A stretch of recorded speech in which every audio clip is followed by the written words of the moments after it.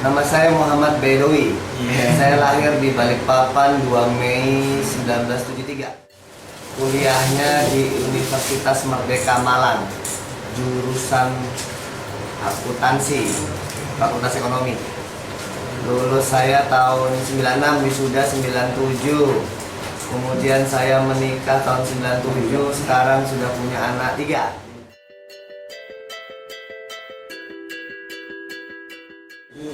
Hambatannya kita ini di bahan baku ya, nah, sudah susah berpikirnya. Tapi kalau kita bilang itu challenge, kita kan encourage gitu ya. Banyak sih, tergantung. Kalau saya pribadi tantangannya ada yang teknis dan non teknis. Yang teknis saya nggak ngerti permesinan, saya nggak ngerti usaha ini cara mengolahnya seperti apa. Yang non teknis dari keluarga, dari ayah saya, dari ibu saya, dari mertua, dari istri, tanggungan terhadap anak, itu yang non teknis. Dia lewati dengan cara-cara yang berbeda-beda kan, penerapannya beda-beda. Kalau yang teknisnya ya saya otodidak aja, bener mesin. Cuman kalau saya beli lagi mesin nggak punya uang, yang tadi saya jelaskan. Jadi banyak saya menggerutu, banyak mengutuki mesin tersebut. Nah, sambil saya merekam. Sering rusak. Tantangan di awal dulu, mesin yang saya beli sering rusak. Nah, rusak jadinya saya mau beli, nggak punya uang. Mau minta tanggung jawab sama yang jualan, dia nggak bisa betulin. Lalu saya dipaksa oleh keadaan. Saya seorang sarjana ekonomi, bukan sarjana. Dan saya harus kreatif memperbaiki mesin ini. Saya mulai ke tukang-tukang besi, belanja besi.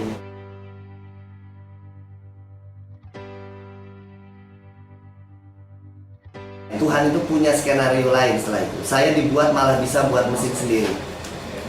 Dari belajar memperbaiki, akhirnya saya malah bisa buat mesin. Dan mesin yang saya buat ini otodidak, belajar dari pengalaman dan sesuai dengan kondisi di lapangan. Dan boleh dibilang saya satu-satunya orang yang bisa membuat mesin sekaligus pakai mesin ini tiap hari. Sehingga mesin ini memiliki keunggulan rancangan dibandingkan mesin-mesin buatan orang lain yang cuma tukang buat, cuma tukang jualan gitu ya. Mulai desain pintunya pakai engsel, dindingnya saya buat miring. Kenapa? Supaya kalau ada barang yang masuk dari atas ini, kemudian dia turun, dia akan tergelincir, tidak ngumpul di pinggir-pinggir mesin. Jadi kalau pintunya dibuka, kalau mesin yang lain pada banyak tuh serpian-serpian belum potong. Kalau mesin saya langsung akan terdorong plastik-plastik tersebut ke dalam pisau yang ada di dalamnya.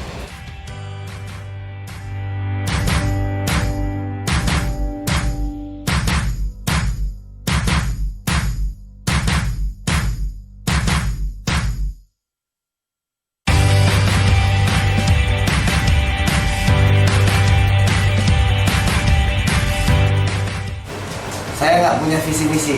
Saya orang yang mengalir seperti air saja. Saya orang yang sempat tidak suka dengan jawaban ini, karena saya pikir saya sering lihat ada tokoh-tokoh atau siapa kalau ditanya apa sih yang mendasari Anda menjalankan hidup ini, terus orang itu menjawab saya seperti air aja ngalir. Saya suka sebel. Saya pikir ini orang kok nggak punya prinsip, dia nggak punya visi di depan. Ternyata itulah yang terjadi. Sekarang kalau Mas punya visi jalanin aja. Tapi yang penting adalah ketika itu berhasil, sikapi dengan benar. Kalau tidak berhasil nggak jadi masalah, ngalir aja seperti air. Jumlah pekerja saya berapa ya? 50-an ya, 55. Mitra saya itu sebetulnya sudah di atas 60, di atas 80, di atas 80 kita seluruh Indonesia, dari Aceh sampai Papua, dari sebagainya.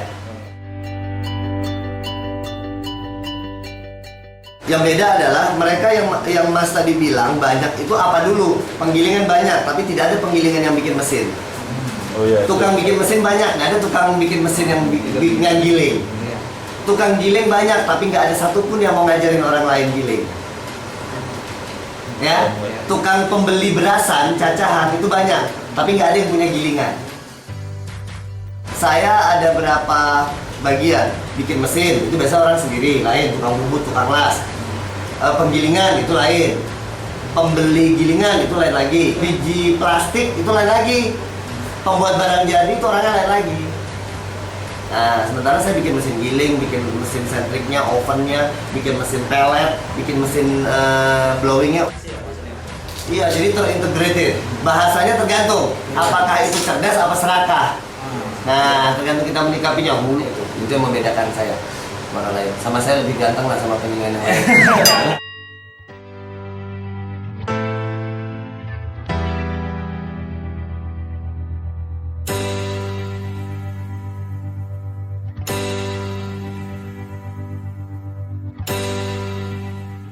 Lain lagi, jadi saya kalau tanya omset sama wartawan sama gini suka bingung mau jawab yang mana ya.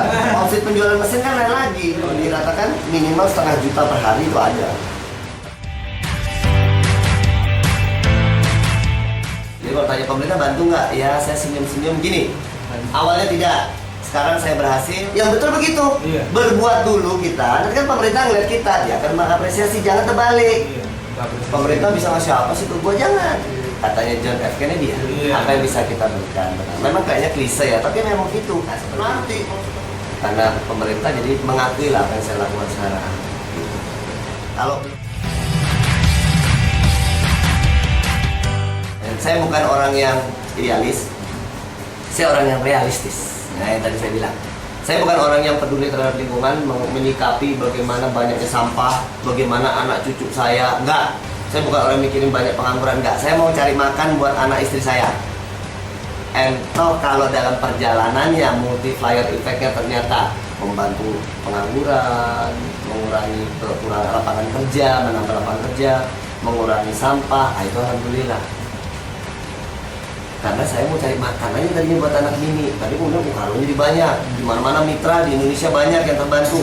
Satu pabrik minimal 3, 5, 7, berapa udah? Itu baru pabriknya. Pabrik membutuhkan paling tidak 20 lapak. Satu lapak paling tidak punya 5 pemulung, 30 gerobak pemulung, berapa ratus orang. Nah, seperti itu loh.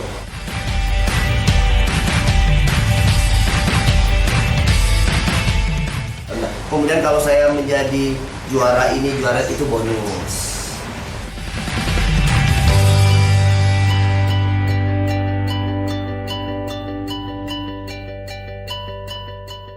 Makanya sebagai generasi muda, udah kita bangun diri kita sendiri. Minimal nggak ngerepotin orang tua, gitu dulu. Ya, kemudian bisa membantu adik kalau punya adik, bisa bantu kakak kalau punya kakak. Itu dulu, gak usah muluk-muluk deh. Begini bang, saya lihat Indonesia ini macam gimana ya bang? Nggak usah lah kejauhan, cepatlah kalian selesai, ya kan? Nah, nanti jadi orang yang berhasil bisa bantu orang. Jadi yang penting ada lagi, bakat, talenta itu datangnya dari Tuhan. Maka kita harus bersyukur. Kemudian karena bakat dan talenta itu kemudian kita menjadi terkenal, kita terkenal itu adalah pemberian dari manusia. Ya, ini, ya kan manusia yang ngomong kan, nah, maka tidak boleh sombong. Dan kesombongan adalah perbuatan dari diri sendiri. Maka harus berhati-hati.